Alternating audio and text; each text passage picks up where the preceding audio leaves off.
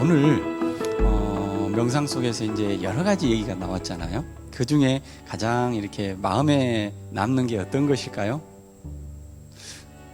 각자 갖고 계시죠.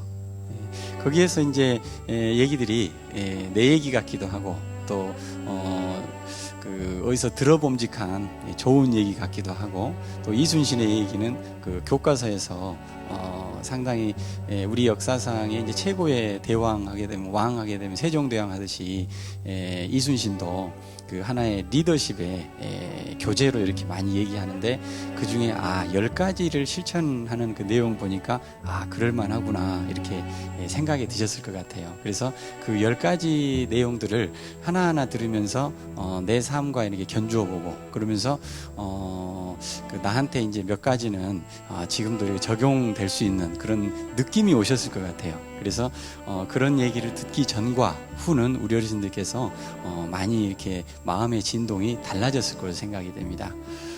저는 이제 맨 처음에 건설 현장에서 사고를 당해서 휠체어에 앉게 되는 평생 이제 이 얘기가 마음에 와닿고 그런 얘기를 이제 들으면서 이제 떠오르는 것들이 좀 있었습니다.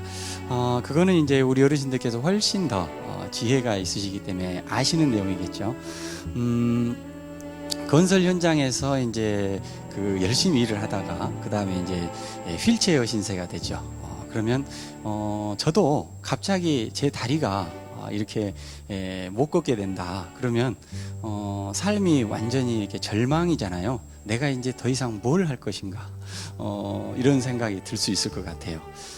그런데 그 사람은 이제 한참 이제 시련은 겪었겠지만 결국은 어떻게 했습니까? 뭔가 삶의 방향을 모색했잖아요. 그래서 테니스 그 장애인 체육 대회라든가 장애인 올림픽까지 나가서 메달을 따고 이런 거 있죠. 근데 그런 내용을 봤을 때 혹시 장애인 올림픽 같은 거 보면 어떤 생각 드세요? 잘 한다고 생각은 드는데 아무래도 뭐 그렇게 대단하게 보이진 않죠. 저는 그랬었어요. 그런데 제가 이제 배드민턴을 좋아하거든요. 그래서 지금은 이제 못 치고 있지만은 수년 전에는 이제 배드민턴을 30대 초반부터 좀 잘 쳤어요.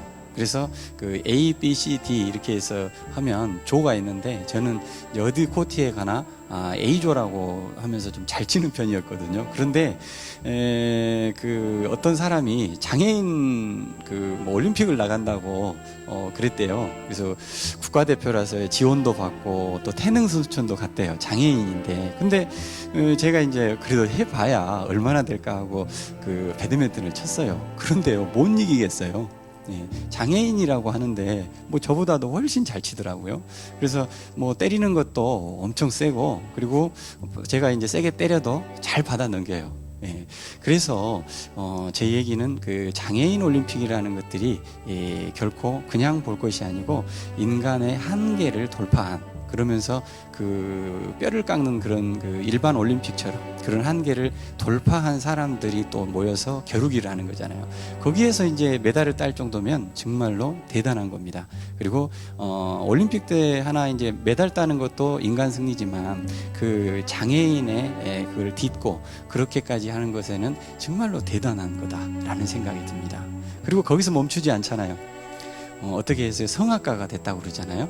물론 이제 인류 성악가 대가가 된 것은 아닌 것 같아요. 그렇지만 누가 들어도 성악가로서 괜찮은 노래를 불렀을 것 같아요. 왜냐하면 삶의 스토리가 녹아있기 때문에 그 소리에.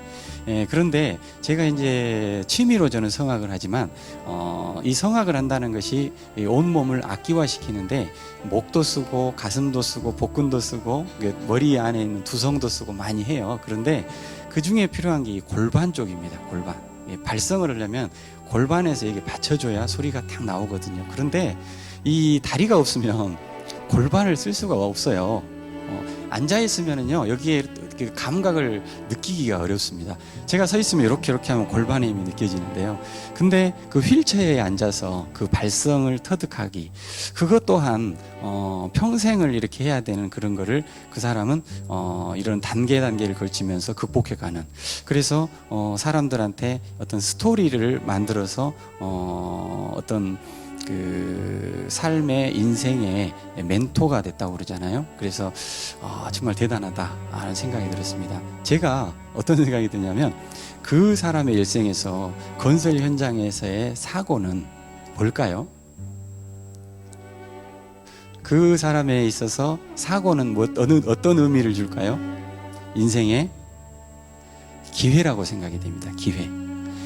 우리는 기회가 주어졌는데 그것을 기회로 느껴지지 못하죠. 근데 그것을 고통과 노력과 땀과 눈물 이렇게 지나고 보면 그것이 나의 인생에서는 기회였구나 라고 생각을 하죠. 그래서 그것이 현재의 나를 만들었고, 만약에 그 기회가 건설 현장에 사고가 없이 있었다면 그 사람은 어떤 삶을 살았을까요? 물론 훌륭한 삶을 살았겠죠. 한 집안의 가장으로서, 한 사람의 남자로서, 친구로서. 그런데 지금처럼 사람들한테 이런 메시지를 주고 스토리를 가지고 깨달음을 주는 이런 그러한 어떤 그 멘토로서의 삶으로서는 못 살았을 겁니다. 그래서 사람한테 어떤 그 기회가 얼마나 중요한가, 그리고 그 기회를 알아채는 것이 얼마나 중요한가, 저는 생각을 해봅니다. 우리는요, 그 역경은 뭐라고요? 기회잖아요. 예. 그 험난한 역경이 오면 그것은 기회라고 생각을 합니다. 그러니까 위기는 기회라는 것이죠. 그래서 12회 야구에서 12회 만루 홈런 이런 얘기 있잖아요. 그래서 마지막에 2, 3, 4루가 있는데 내가 홈런을 때려가지고 4점을 먹어서 그렇게 3점을 지고 있던 데서 그 말로 홈런을 때려가지고 이기는 그런 순간이 위기가 곧 기회라는 것입니다. 이런 것처럼 우리는 그 위기가 작으면 어떠죠? 작은 기회가 오고요. 기회는 옵니다. 위기 속에는. 그런데 큰 위기가 오면 어떤 게 오죠? 큰 기회가 오죠. 예, 그런 생각을 제가 해봤던 것입니다. 우리 어르신들께서 이 얘기가 나와 무슨 관계인가 아실 것입니다. 오늘 하루를 살아가시면서 주변 분들 얘기하시고 또 여러 가지 접하는 것들이 있을 것입니다. 그 가운데 불편함과 또 다툼이 있을 수도 있고요. 그런 것이 있을 때 이러한 조그마한 나한테의 불편함도 하나의 작은 기회라고 생각을 한다면 오늘 하루의 불편함이 모두가 다 이렇게 포용할 수 있고 정말로 즐거운 행복으로 이렇게 바라보지 않을까 생각이 됩니다. 우리 어르신들께서 오늘 하루 사시면서 이 기회를 가득 이렇게 바구니에 담는 하루가 되셨으면 좋겠습니다.